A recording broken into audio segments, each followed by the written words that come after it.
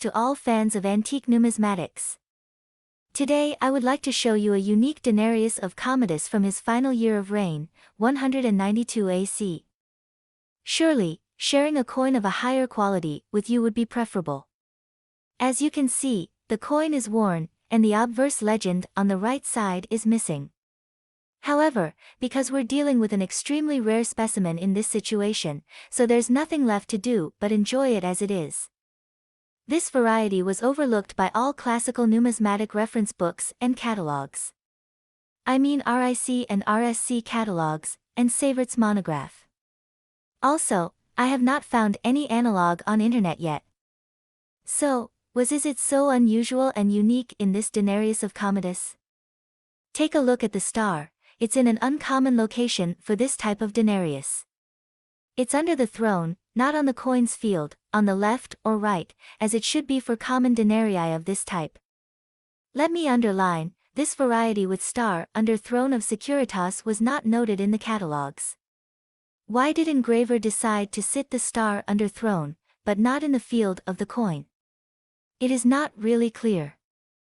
Perhaps the throne could be decorated with a star, similar to the globe that sits beneath Concordia's throne.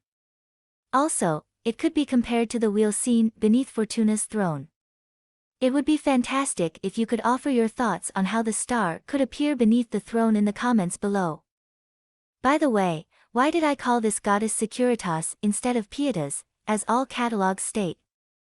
According to Curtis Claes, the goddess is Securitas, not Pietas, for the reason there was an aureus auctioned by Spink in 1988 with identical reverse and full legend, reading SEC Gen HVM, thus indicating this goddess is Securitas, not Pietas, as it was considered since Coan in 19th century. So, why did the star appear on coinage of Commodus in the last year of his reign, and when did it exactly emerge in the course of the year 192 AD? Unfortunately, the catalogs and other sources do not provide any information in this regard. The catalogs used to note that this, or that type, was minted both with and without the star. And that is it usually. The chronology of 192 AD, an approximate time frame of the star's appearance, have just recently become a bit clearer thanks to these two coins. The coins are dedicated to the 8th and 9th largesse of Commodus 192 AD respectively. During the largesse the emperor literally handed out denarii from his own hands to citizens of Rome. For each person, about 100 to 150 denarii. Please take notice. The coin on the left without star is the 8th largesse, while the 9th largesse with star is on the right. Until recently, star was thought to be featured on both types of denarii, including the 8th and the 9th largesse. An attribution mistake made in the previous century was the reason for that misconception. For a weak mint of the reverse, the coin with the 9th largesse was attributed as the 8th largesse. This resulted in errors and inconsistencies in BMC and RSC catalogs, and also led to confusion with dating of the star's appearance in 192 AD.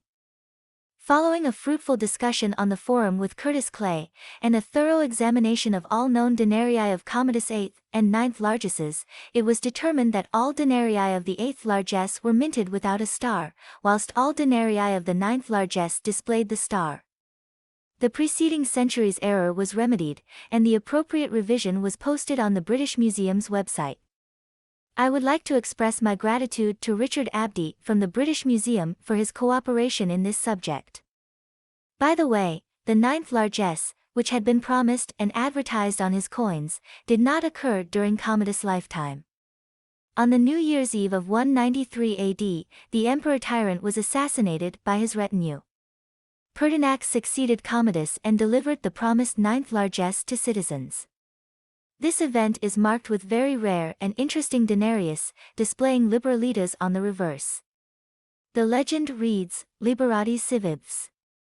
This is most likely the only time this legend was used on Roman coins. If I'm wrong, please correct me in the comments below.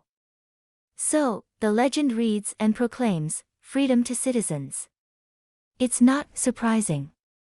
What else might a fresh ruler promise to citizens following the rule of the tyrant Commodus? All of this appears to be familiar to us nowadays, is not it? This coin of Pertinax is very rare. There are only 3 coins like this on Axarch, and 1 coin is in the British Museum. One of the classical authors mentions a comet that appeared in the sky in the last year of Commodus' reign.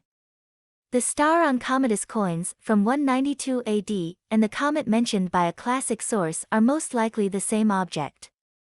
Curtis Clays proposed some intriguing details about the chronology of the star's appearance on the coins in 192 AD. The 8th largesse, without a star, was supposedly held in spring 192 AD, whereas the 9th largesse was proclaimed towards the end of 192 AD, and it was advertised accordingly on the coins marked with the star.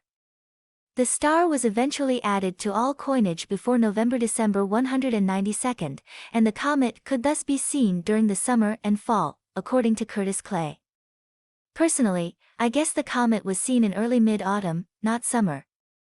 A celestial event such as the comet and its depiction on coinage might not be separated by a significant amount of time.